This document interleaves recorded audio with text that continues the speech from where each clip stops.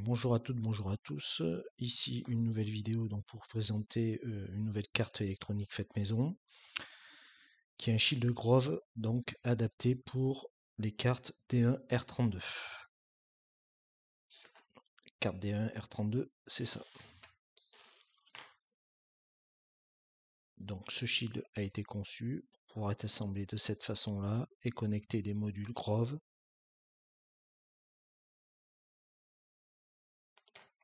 avec le processeur donc SP32.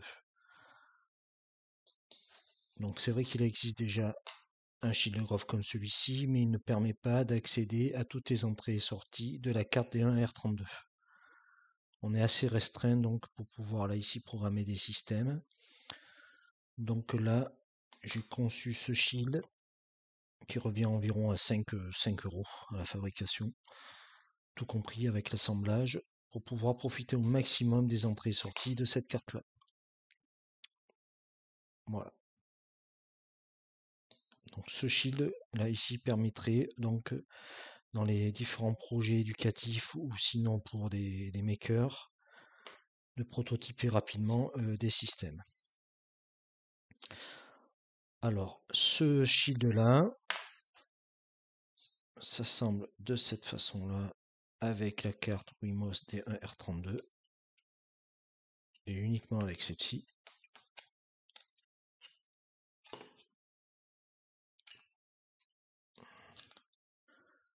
Je m'y suis mal pris, voilà. Ce shield est conçu donc ici de connecteurs pour pouvoir là ici accéder à 12 entrées et sorties numériques. Alors chacun des connecteurs ici peut être configuré et être utilisé soit en entrée soit en sortie. Et chacun de ces connecteurs est repéré par le nom de la broche qui correspond à la broche connectée de la carte SP32. Donc là ici, on peut piloter la sortie ou l'entrée IO14 ou sinon IO12. Avec celui-ci, un autre exemple, la broche IO27 ou IO14. Voilà.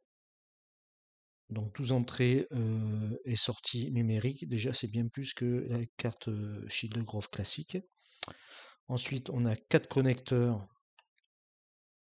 pour les entrées analogiques. Voilà, qui elles aussi sont repérées par la sérigraphie avec le nom du connecteur correspondant. Et 4 ports I2C. Voilà. On a une petite DEL test. Voilà, lors de l'assemblage ou pour prendre en main un petit peu le shield, j'ai intégré là ici une DEL à faire clignoter tout simplement lors de sa première programmation, son premier test. Et cette DEL là est pilotée par le port 2. D2 comme ceci. On a aussi un bouton reset pour initialiser le fonctionnement de son système. Voilà, le faire redémarrer au début. On a un petit inverseur qui permet là, ici de basculer en 5 volts ou 3 volts 3, mais uniquement j'ai ciblé ces 4 ports là. Ces 4 connecteurs là, on peut soit les alimenter en 5 volts, soit en 3 volts 3. Voilà. Si on veut tester par exemple des modules qui fonctionnent qu'en 3,3 volts, on les branche sur l'un de ces 4 ports là, et puis on bascule là ici l'inverseur sur 3,3. Et tous les autres restent à 5 volts. Voilà, ça c'est un choix que j'ai fait. Et j'ai laissé là ici les barrettes de connexion classiques pour pouvoir éventuellement brancher les modules du pont pour pouvoir tester d'autres fonctionnalités dans ces systèmes. Alors pour ceux qui sont intéressés, j'ai mis dans la description de cette vidéo un lien vers les fichiers de fabrication. Merci, à bientôt.